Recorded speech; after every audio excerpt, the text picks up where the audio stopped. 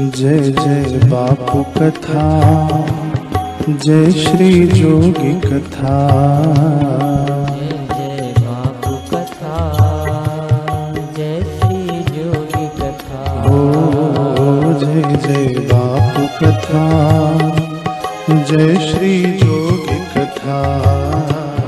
जय जय बापू कथा, जय श्री जोगी कथा। जिसे श्रवण कर मिट जाती है, श्रवण कर मिट जाती है, इसे श्रवण कर मिट जाती है, श्रवण कर मिट जाती है। जन्म जन्म की व्यथा। जय जय बापू कथा, जय श्री जोगी कथा। जय जय बापू कथा, जय श्री जोगी कथा।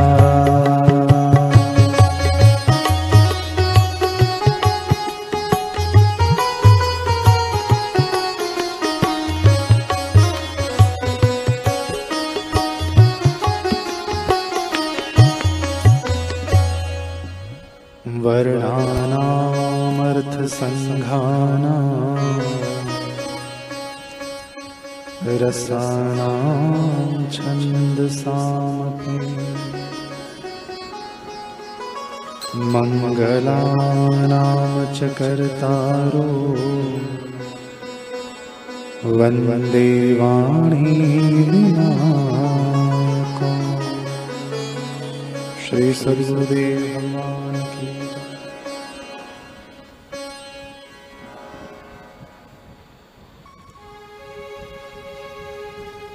हम श्री आशा रामायण जी कथा अमृत में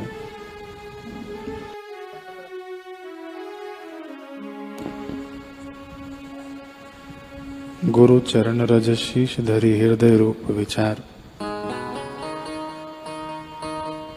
हम रूप पर चिंतन कर रहे हैं। गुरु के 6 रूप श्री वेद भगवान हमें बता रहे हैं। 6 रूपों में से पहला रूप हमने पिछले सत्र में चिंतन किया, मृत्यु रूप। गुरु का जो पहला रूप वेद भगवान हमें बता रहे हैं, मृत्यु रूप। संसार में व्यक्ति बंध कर आता है या स्वयं को संस्कारों के वश बंधन में फंसा लेता है। दुखद परिस्थितियों से छूटना तो चाहता है, परंतु वहीं सुखद परिस्थितियों को संजो कर रखना चाहता है।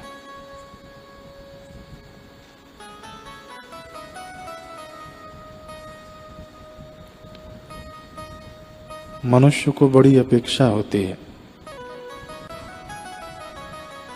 लेकिन चाही अमी जुरही न छाछी।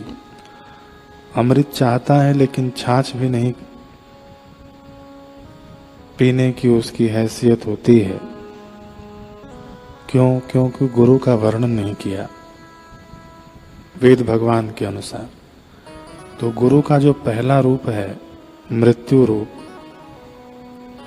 सद्गुरु जब दीक्षा देते हैं तब शिष्य को अपना बना लेते हैं,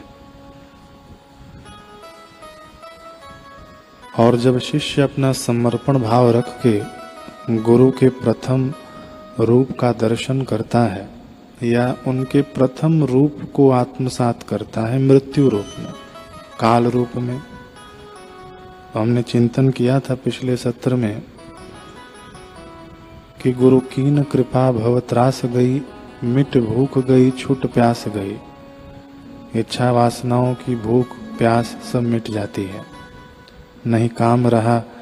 जो विषय विकारों का जो हमारे ऊपर आक्रमण रहता है, कर्म से जो हम बंधे रहते हैं, गुरु उसको ही मार देते हैं मृत्यु रूप से शिष्य के जीवन में आकर। लेकिन बात यह है कि शिष्य इस रूप को स्वीकार करे।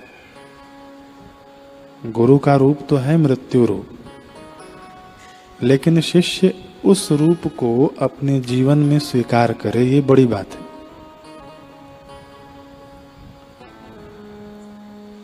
गुरु का काल रूप इतना कभी कभी भयानक प्रतीत होता है शिष्य को कि शिष्य भयभीत होकर गुरु को छोड़कर चला जाता है। थोड़ा ध्यान दीजिएगा। ये हम उदाहरण के तौर पर समझें, जैसे यमपुरी है तो यमपुरी में यमराज हैं और धर्मराज हैं, दोनों एक ही हैं। लेकिन जो वहाँ पापी जाएगा तो उसको यमराज का दर्शन होता है, और जो पुण्यवान जाता है तो उसको धर्मराज का दर्शन होता है। दोनों की छवियों का वर्णन है शास्त्रों में कि नीले रंग का वस्त्र, हाथ में दंडपाश यमराज का, खूब भयंकर शरीर, काला शरीर।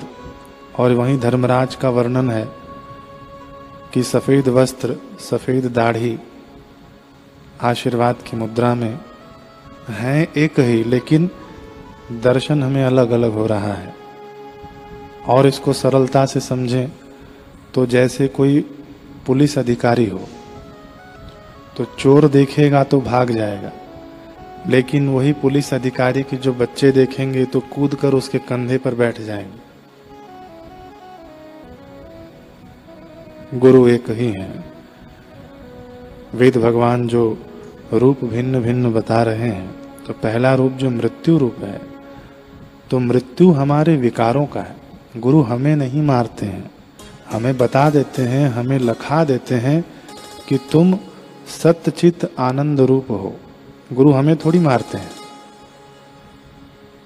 लेकिन हम दर्शन इन विकारों से जुड़ के, इन अशुद्धियों से जुड़ के गुरु को ही मृत्यु समझ लेते हैं।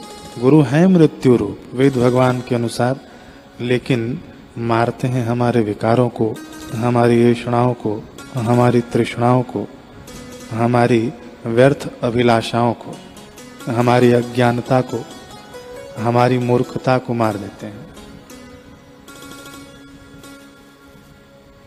तो यहाँ गुरु के प्रति समर्पण काम करेगा कि हे नाथ, मैं पूर्ण रूप से आपको समर्पित हूँ। जब भी भय लगे तो समझना कि ये भय मुझे नहीं, ये मेरे पापों को भय लग रहा है, ये मेरे पापों को भय लग रहा है। यहाँ गुरु के प्रति समर्पण काम करेगा।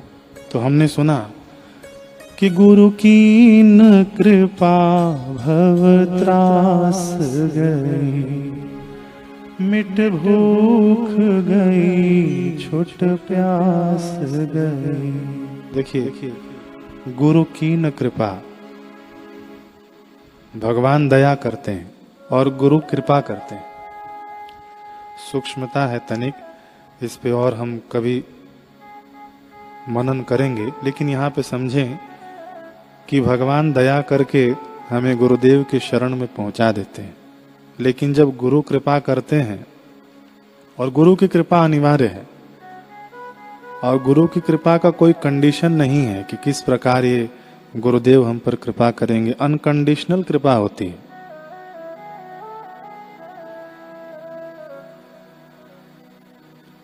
जो अंतःवासी हैं वे जानते हैं। ऐसा नहीं, गुरु के लिए कोई रूपरेखा नहीं बनी है कि गुरुदेव इसी प्रकार से कृपा करेंगे या इस प्रकार से कृपा करेंगे। गुरु की कृपा अनकंडीशनल होती है।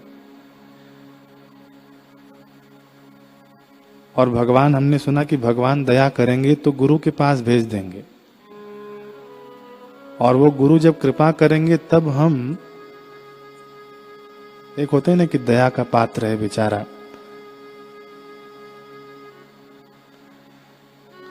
गुरु कृपा इसलिए करते हैं कि ये बेचारा दया का पात्र न रह जाए, इसलिए गुरु की कृपा अनिवार्य है। ये अपने शाश्वत स्वरूप में जग जाए। भोले बाबा इसी को कहते हैं कि गुरु की न कृपा, गुरु की न दया नहीं, गुरु की न कृपा। भगवान की आखिरी कृपा हुई या दया हुई प्रचेताओं पे, तो उनको गुरु की कृपा के लिए भेज दिया। प्रहलाद को भेज दिया गुरु की कृपा के लिए। गुरु की कृपा हुई तब भगवान मिले। और जब गजेंद्र पर दया, देखिए भगवान दया करेंगे तो क्या दे देंगे। भगवान ने गजेंद्र पर दया की, मगरमच्छ पर भी दया की, तो दोनों को अपनी धाम भेज दिया।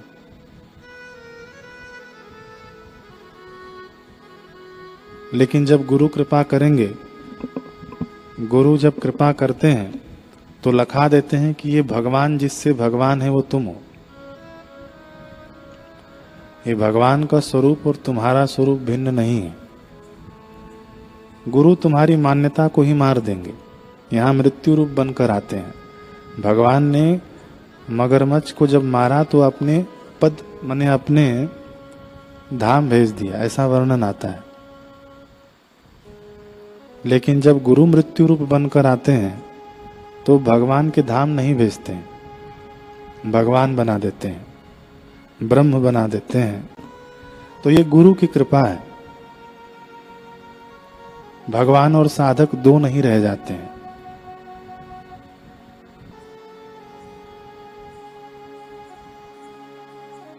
बस हमारी दृष्टि में भेद है कि हम गुरु हमको नहीं मार रहे हैं, हमारे विकारों को मार रहे हैं, हमारी ऐषणाएं तृष्णाएं को मार रहे हैं। बस हमारी दृष्टि का भेद है कि हम कैसे देख रहे हैं। जैसे भागवत में वर्णन आता है कि भगवान कृष्ण जब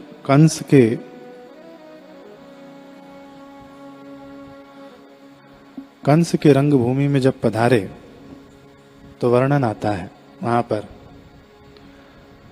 मल्लानाम शनिर्निर्णाम नरवरः स्त्रीणाम स्मरो मूर्तिमान् गोपानां स्वजनो वसतां क्षितिभुजां शास्ता स्वपित्रो शिशुः मृत्युर्भोजपतिर्विराड विदुषां तत्त्वं परं योगिनां ऋषीणां परदेवतेति विदितो रंगगतः साग्रजः। इसका अर्थ है कि जिस समय भगवान श्री कृष्ण और बलराम जी कंस के रंगभूमि में जब पधारे तो पहलवानों ने उनको वज्र कठोर सा देखा, साधारण मनुष्यों ने इनको नर देखा। स्त्रियों को मूर्तिमान कामदेव लगे। वही भगवान एक ही है। देखिए दृष्टि कैसी कैसी है। यहां हम गुरु को मृत्यु रूप में किस प्रकार से निहारते हैं। हम देह में जिएंगे तो लगेगा कि गुरु हमको मृत्यु रूप में कैसे मिल रहे हैं। तनिक हम देह से पृथक होकर देखें तो मृत्यु रूप गुरुदेव हमारे विकारों के लिए है, हमारी अशुद्धियों के लिए है। भगवान वही है। माता पिता समान बड़े बूढ़े भगवान को शिशु के समान देख रहे हैं और कंस भगवान को मृत्यु के रूप में देख रहा है। अज्ञानियों को तो भगवान बड़ी विराट दिख रहे हैं और योगियों को वही कृष्ण भगवान परम तत्व दिख रहे हैं और भक्त शिरोमणियों को अपने इष्ट देव जान पड़ते हैं। भगवान एक ही है, दृष्टि अपनी अपनी है, भेद अपना अपना है। और वहीं जब बालकांड में रामचरितमानस के बालकांड में देखा जाए तो बड़ा सुंदर गोस्वामी तुलसीदास जी ने वर्णन किया है कि भगवान को कैसे देखा लोगों ने।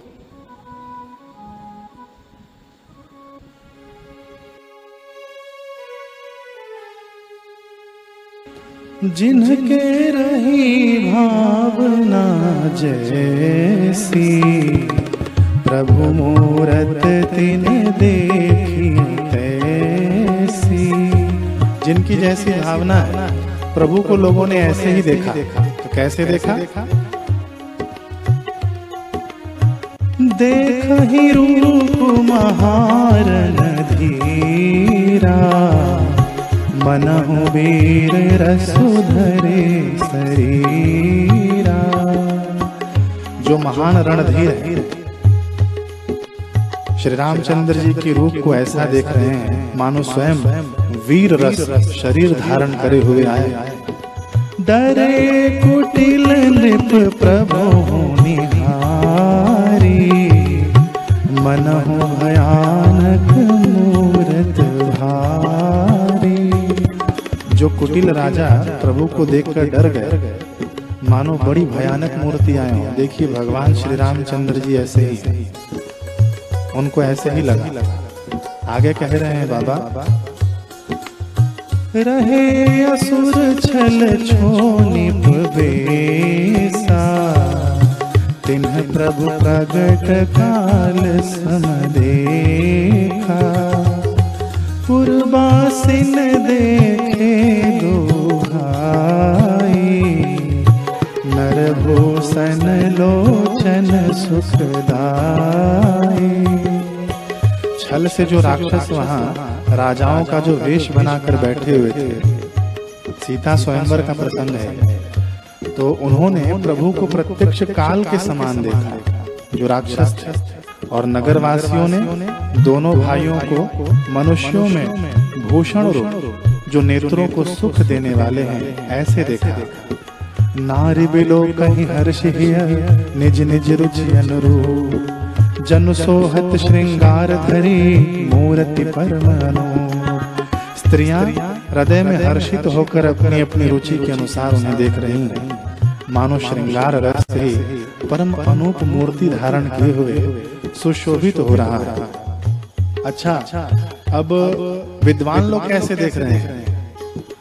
विदूषण प्रभु विराट में दीसा, बहुमुख कर पग लोचन सीसा। विद्वानों को प्रभु विराट रूप में दिखाई दे रहे हैं, जिसके बहुत से मुख, हाथ, पैर, नेत्र और सिर हैं। ऐसे विराट रूप का दर्शन भगवान राम जी विद्वानों को दे रहे हैं। और जनक जी कैसे देख रहे हैं? जनक जाति अब लोग कहीं कैसे, सजन सगे प्रिय लागहि जैसे। जनक जी को और उनके कुटुंबियों को भगवान राम जी ऐसे दिख रहे हैं कि हमारे सगे संबंधी हैं। अब रानियों को कैसे दिख रहे हैं? रानियों को अपने बच्चे के समान दिख रहे हैं। शिशु सम प्रीति न जाति बखानी। और जोगियों को कैसे दिख रहे हैं? जोगिनी परम तत्वमय भाषा, सात शुद्ध सम सहज प्रकाशा। योगियों को वे शांत, शुद्ध, सम और स्वतः प्रकाश परम तत्व के रूप में दिख रहे हैं। भगवान एक ही है, लेकिन दर्शन भिन्न भिन्न है। और भी आगे गोस्वामी तुलसीदास जी ने वर्णन किया, रजत राज समाज महु, कौशल राज किशोर, सुंदर श्यामल गौरतन, विश्व विलोचन चोर। सुंदर, सांवले और गोरे शरीर वाले तथा विश्व भर के नेत्रों को चुराने वाले इतने सुंदर कौशलाधीश कुमार को राजसभा में सुशोभित होते सबने भिन्न भिन्न प्रकार से देखा। ऐसे ही हमारे श्री आशा रामायण जी में वर्णन आता है। एक रात नदी तट मन आकर आई, जोर से आंधी वर्षा। बंद मकान बरामदा खाली, बैठे वहीं समाधि लगा ली। अब देखिए, देखा किसी ने सोचा डाकू, लाए लाठी भाला चाकू।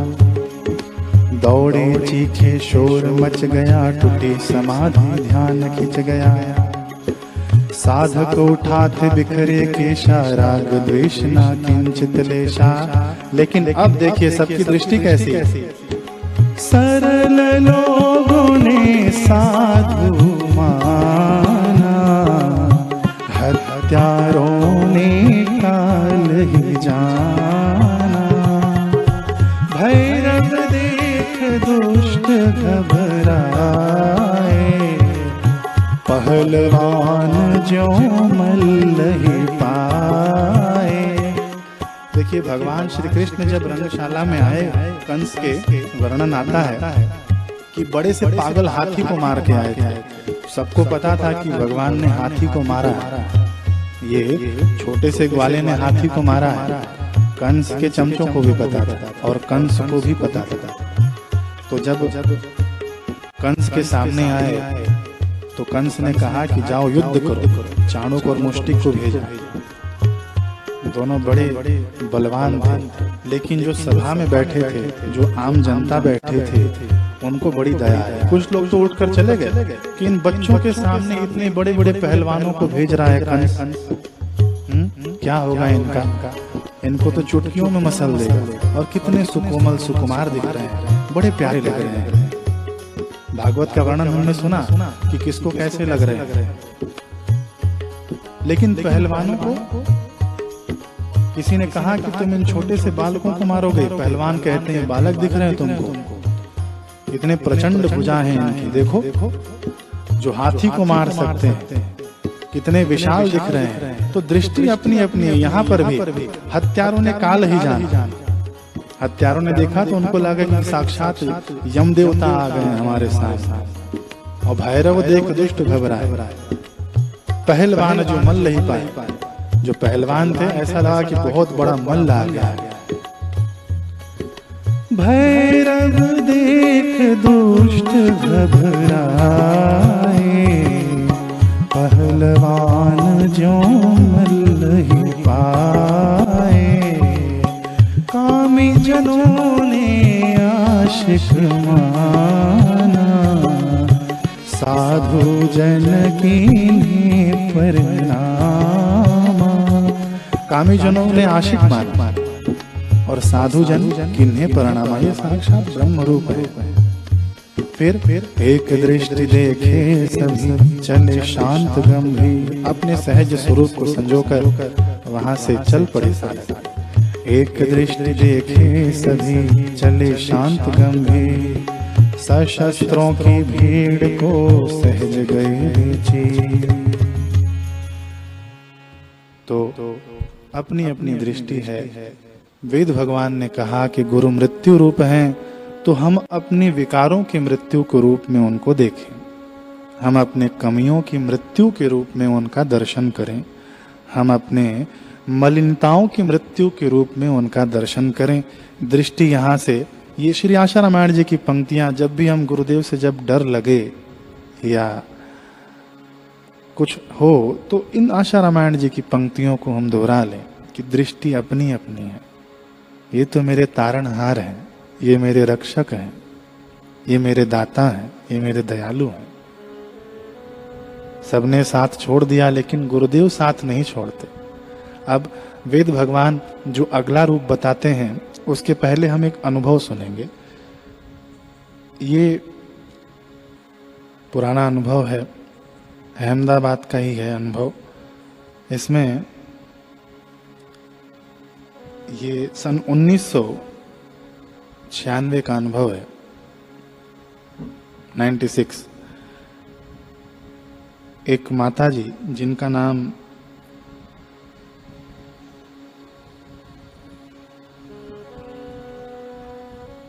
ये अपने पुराने ऋषि प्रसाद के अंकों में छपा है।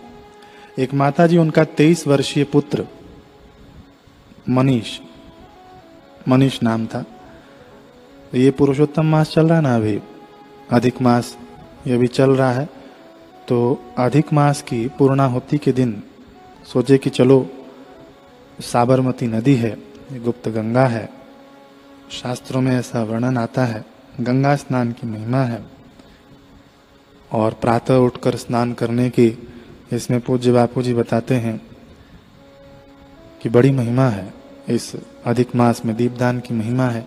इस सब महिमा सुनकर ये माताजी अपने 23 वर्षीय बच्चे को लेकर गईं साबरमती में, चलो स्नान करते हैं। बापू जी यहाँ पर तब नहीं थे, शायद विदेश में थे बापू जी। तो ये शाहीबाग सर्किट क्षेत्र के आसपास जो गायत्री मंदिर है उसके पास साबरमती नदी के किनारे उतरी। घुटने भर पानी था। स्नान करने लगी कि चलो आज आखिरी दिन है, स्नान कर लेते हैं। बेटा उनका बाहर ही खड़ा था। बेटे को भी कहा आजा बेटे तू भी स्नान कर ले। कहता है कि माँ मुझे तैरना नहीं आता है। माँ ने कहा घुटने भर का पानी है, आ जाओ, ऐसे ही कोई तकलीफ नहीं है, आ जाओ। बेटा आ गया। बेटा और माँ दोनों अब स्नान कर रहे हैं। इतने में 2 महिलाएं आईं और स्नान करने लगी बगल में, और धीरे धीरे वे आगे बढ़ गईं। आगे बढ़ गईं तो वे दोनों डूबने लगीं। अब जोर जोर से चिल्लाने लगीं, जोर जोर से चिल्लाने लगीं कि बचाओ बचाओ। तो वहां पे और भी लोग थे खड़े, उपस्थित और भी लोग थे, लेकिन बस लोग सुनते ही गए, देखते ही गए कि ये 2 महिलाएं काहे चिल्ला रही हैं, क्यों चिल्ला रही हैं। और यहाँ पर ये जो युवक था 23 वर्षीय, इसे रहा ना गया। कहता है कि माँ मैं उन्हें जा रहा हूँ बचाने। माँ ने हाथ पकड़ लिया। माँ ने हाथ पकड़ लिया कि बेटा तुझे तैरने नहीं आता, पानी गहरा है तो मत जा वहां पर। लेकिन बेटे ने हाथ छुड़ा दिया और गया उनके पास। जब उन्हें बचाने गया तो बेटे को तो खुद तैरना नहीं आता है। तो ये एक महिला तो बेटे के सर के ऊपर चढ़ के बैठ गई और दूसरे ने दोनों हाथ पकड़ लिया। अब डूबता क्या न करता। अब बेटा डूबने लगा। अब दोनों महिलाओं का सिर ऊपर आया। तो ये माँ कहती है अपने बेटे से, अब देखी माँ ने कि ये मेरा बेटा डूबने लगा। तो माँ कहती है कि बेटे बापू बापू कर, बापू बापू चिल्ला। अब कोई सहारा नहीं दिख रहा, बेटे बापू बापू चिल्ला, बापू बापू चिल्ला।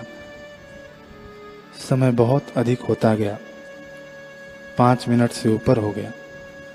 अब ये कभी बेटा ऊपर आए तो कभी ये दोनों। अब बेटा तो ऊपर आए ही नहीं, ये दोनों ही ऊपर आए। कहती हैं कि मुझे लगा कि अब जीवन का संध्या काल मेरे बेटे का आ गया है। अब ये भी गई, अब मैं अपने बेटे को बचाऊंगी। इन्हें भी तैरना नहीं आता था, ये भी गई अपने बेटे को बचाने के लिए। तो अब इन दोनों ने इनको भी पकड़ लिया। अब ये भी डूबने लगी। अब कोई सहारा न दिखा, कोई भी सहारा न दिखा।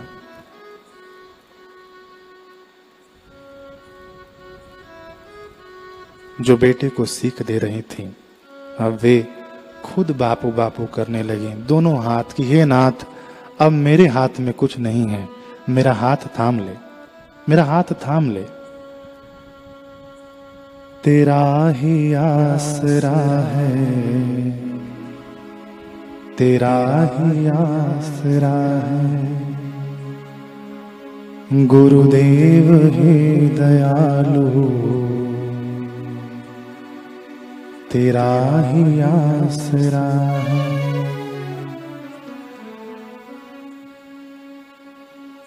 किसमें मेरा भला है ये भी न जानता हूँ।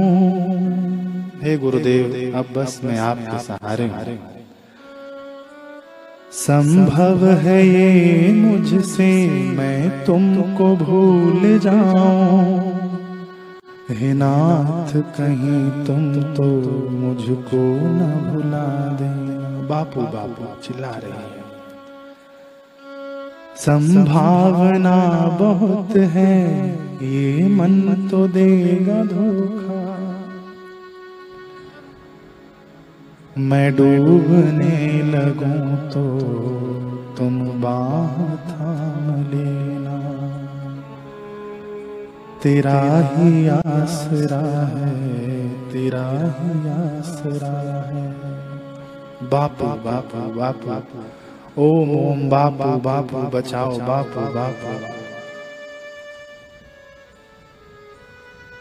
वो कहती हैं कि न जाने क्या हुआ कि जहां मैं डूब रही थी अब मेरे हाथ ऊपर, मेरा सर भी बाहर आ गया।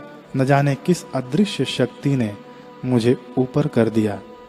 मैं बस स्थिर खड़ी हूं, नीचे कोई जमीन नहीं है, मेरे बगल में ही वो तीनों डूब रहे हैं, लेकिन मैं ऊपर आ गई। अब लोगों को प्रेरणा हुई।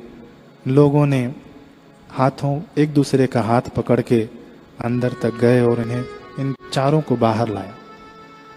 कहती हैं अपने अनुभव में कि 5 मिनट बाद ही मेरा बेटा उठ गया। कोई पानी वानी की तकलीफ नहीं थी, जो मुंह के अंदर पानी चला जाए इसकी कोई तकलीफ नहीं। और ये करते हुए, मुझे प्रार्थना करते हुए, ये सब डूबते उतराते सब मिलाकर आधे घंटे बीत चुके थे। आधे घंटे बीत चुके थे। बापू तो यहाँ नहीं थे अहमदाबाद में, न भारत में। वो करुणावत्सल गुरुदेव विदेश में बैठे थे। 7 समुंदर पार अपने शिष्यों की कैसी रक्षा करते हैं। गुरु वर्ण रूप बन गए, जल रूप बनकर अपने शिष्य की रक्षा कर ली। वर्ण रूप में अवतरित हो गए। वेद भगवान कहते हैं कि गुरु का दूसरा रूप वरुण रूप होता है। अब वरुण रूप कैसे? वरुण रूप कैसे? देखिए, जल का कोई आकार नहीं होता, जल का कोई रंग नहीं होता, इसलिए सभी आकार जल के ही हैं। जिस पात्र में डालो जल ऐसा बन जाता है, उसका आकार ऐसा बन जाता है। और जैसी उस पे किरणें पड़ती हैं तो जल का रंग भी वैसा ही बन जाता है। मतलब वेद भगवान कहते हैं गुरु की व्यापकता को, गुरु की व्यापकता के दर्शन करा रहे हैं वेद भगवान दूसरे रूप में, गुरु का वरुण रूप बताकर। ये ब्रह्मत्व का गुण है।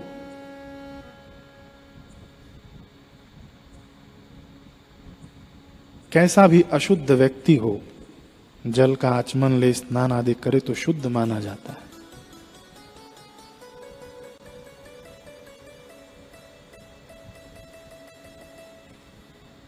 कैसा भी अतृप्त व्यक्ति हो, जल का पान करे तो तृप्ति प्रदान मिलती है, तृप्ति मिलती है उसे। बोले हम रस पीकर तृप्त हो जाएंगे, नहीं नहीं, रस से वो तृप्ति नहीं मिलेगी। और रस से भी जो तृप्ति मिलेगी उसमें जल की ही महिमा है, जल की ही महिमा है उस रस में, तभी वो तृप्ति मिली। आंशिक तृप्ति। जितने भी पकवान बनते हैं तो उसमें भी जल की ही महिमा है। भगवान शिव जी इसीलिए गुरुदेव को भोग में क्या चढ़ाते हैं? जल चढ़ाते हैं। गुरुदेव को जो भोग लगाते हैं तो भगवान शिव जी जल चढ़ाते हैं कि ये सर्वोत्तम भोग गुरुदेव मैं आपको अर्पण करता हूं। तो इस तरह वेद भगवान ने गुरुदेव का दूसरा रूप वर्णन करते हुए कहा कि गुरुदेव वरुण रूप है। वरुण यानी जल रूप, जल की न आकृति न रंग। ऐसे ही इसी बात को भोले बाबा ने कहा। भोले बाबा ने अपने ढंग से कहा कि नहीं रूप न लक्षण ही जिसका, नहीं नाम न धाम कहीं जिसका, नहीं सत्य असत्य कहा सके, गुरुदेव गीता ही जना सके। जय सद्गुरुदेवन देववरम निज भक्तन रक्षण देवधरम। नहीं रूप न लक्षण ही जिसका, ये वेद भगवान ने ये गुरुदेव का दूसरा रूप बताया, वरुण रूप बताया। फिर आगे भी हम रूप पर ही गुरुदेव के दूसरे रूप वरुण रूप पर चिंतन मनन करेंगे। हुए आसुमल ब्रह्मभ्यासी, जन्म अनेकों लागी बासी। साथ में गाएं। दूर हो गई आधी व्याधि, सिद्ध हो गई सहज समाधि। एक रात नदी तट मन आकर्षा, आई जोर से आंधी वर्षा। बंद मकान बरामद खाली, बैठे वहीं समाधि लगा ले। देखा किसी ने सोचा डाकू, लाए लाठी भाला चाकू। दौड़े चीखे शोर मच गया, टूटी समाधि ध्यान खिंच गया। साधक उठा थे बिखरे केशा, राग कृष्णा किंचित लेसा। सरल लोगों ने साधु माना, हत्यारों ने काल ही जाना। भैरव देख दुष्ट घबराए, पहलवान जो मल्ल पाए। काम जनों ने आशिक माना, साधु जन गिरने पर नमा। हरि